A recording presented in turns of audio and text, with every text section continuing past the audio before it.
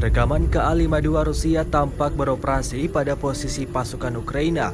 Ramai beredar di media sosial Telegram pada Senin 31 Oktober 2022. Dalam rekaman sangat jelas menunjukkan saat-saat KA-52 Rusia menyerang posisi angkatan bersenjata Ukraina dengan peluncuran rudal. Akibatnya, dua kendaraan tempur infanteri Ukraina di arah Ugledar hancur lebur dalam insiden ini.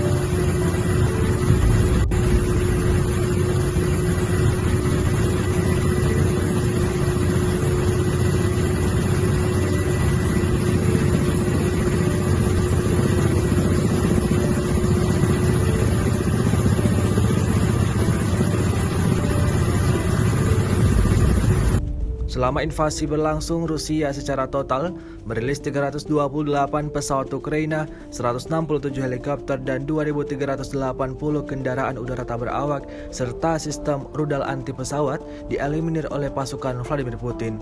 Sementara itu dari kubu Kiev, Kementerian Pertahanan Ukraina melaporkan 950 tentara Rusia dieliminir dalam sehari terakhir. Total 71.200 prajurit Federasi Rusia meninggal sejak awal konflik hingga hari ke-249.